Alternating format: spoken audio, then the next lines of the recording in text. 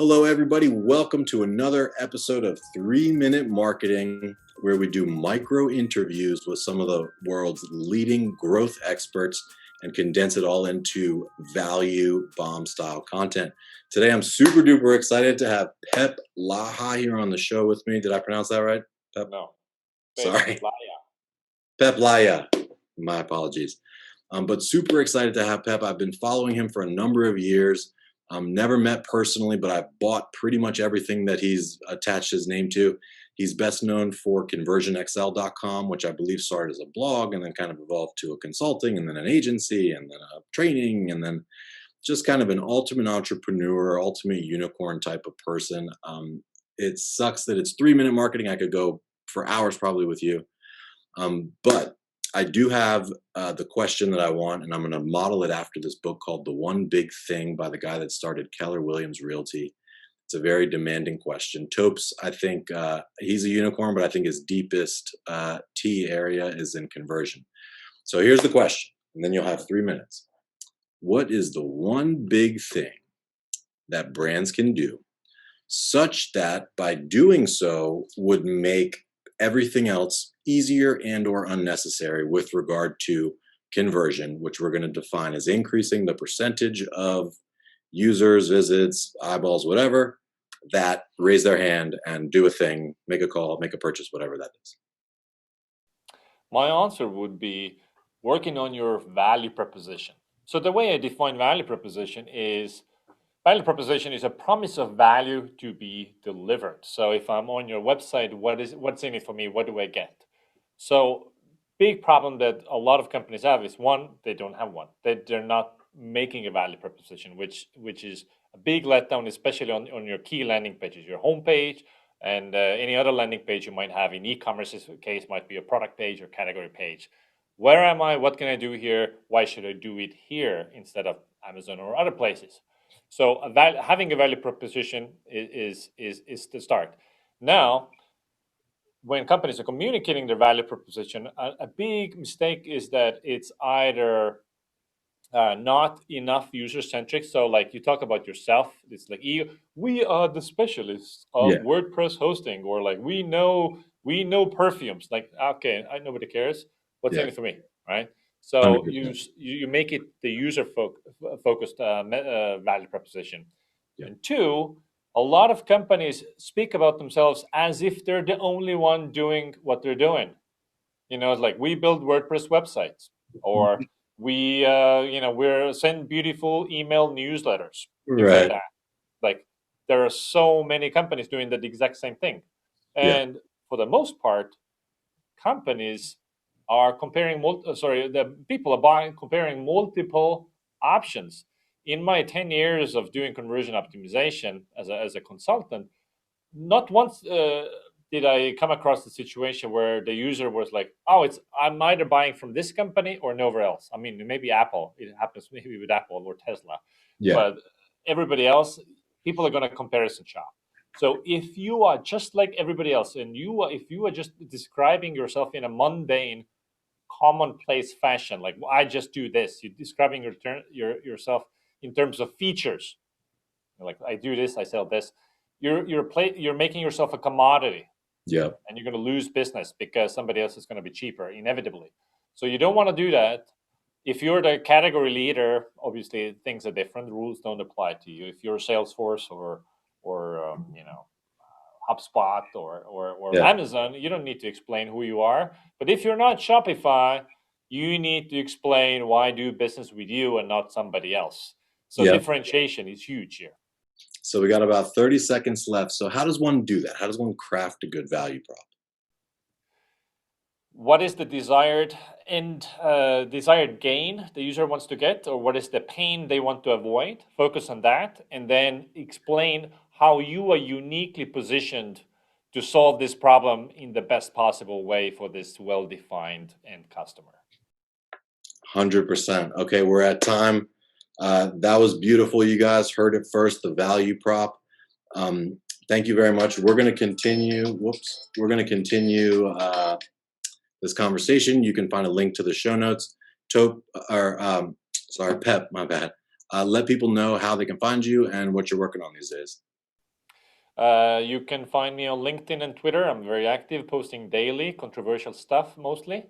Also, check out my work, winter.com and cxl.com. Winter with a Y. I do want to continue talking to you a little bit. I want to just dig into a little bit about how to craft the value prop. Um, so say that you are, let's use an example. Let's take a competitive space such as, I don't know, you can choose, or let's take Redfin, like Redfin versus Zillow. Like how Okay. might, say that you're an underdog in that category, right? And there's Redfin and Zillow. How do you go about, how do you even get started on crafting a differentiator or a Mhm. USP? So there are, I would think in terms of moats, like what are the things that you can do that others cannot easily replicate? So competing on features that I don't know, the Zillow or Redfin have better filters. That's a battle you cannot win. Yeah. So you shouldn't go down that route. So it needs to be something more fundamental. Hmm. Obviously, this is a category I don't know much about, so I'm not able to say specific things. But the Yeah. way I would start thinking about it is like, first of all, are you able to compete on innovation, product innovation? Hmm. If you can, and you have some sort of a advantage there, either a cornered resource you have available to some tech talent or some database that the competitor can't, like something that you can protect. It's a Hmm. moat.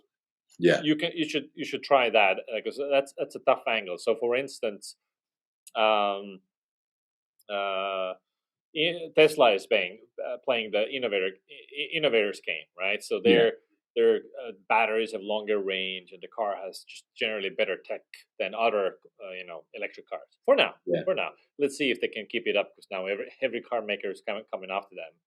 Yeah. Another way that most everybody can compete is a brand. So instead of describing yourself in a vanilla fashion, where you are like, find your next home, Yeah. like saying some generic, vague things like this, Yeah. having a stronger personality, like Hmm. something quirky about yourself. So something that I can immediately describe something about you. Yeah. And of course, brand building it just takes long as time, but it's a big moat that nobody can copy. You know? 100%.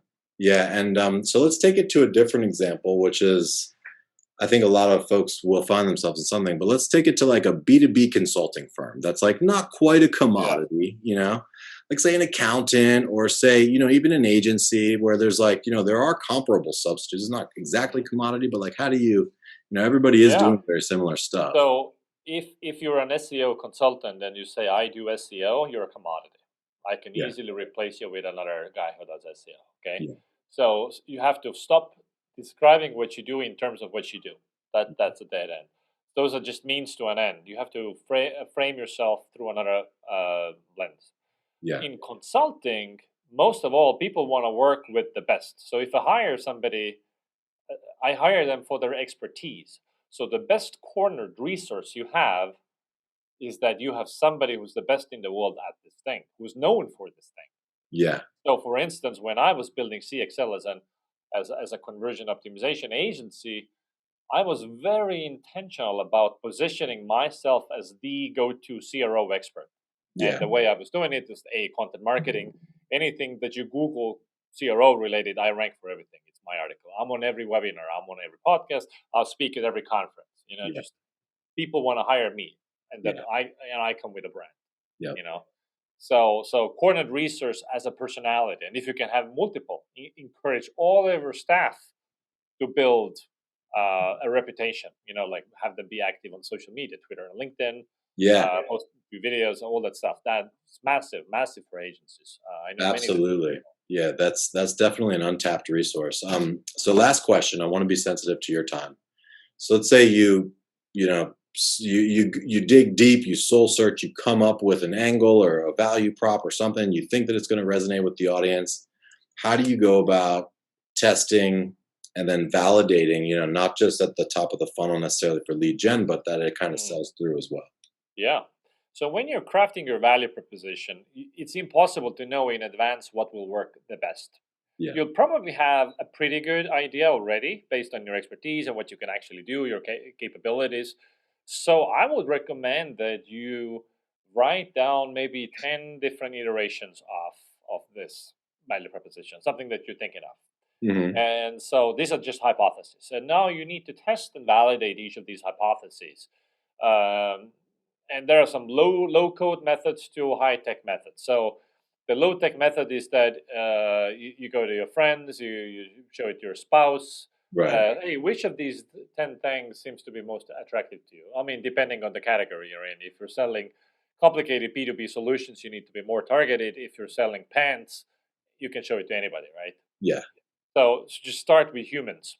It's Yep. qualitative research. You show them, you get their preference, understand why. What about this do you like, and what's something that you don't actually care about?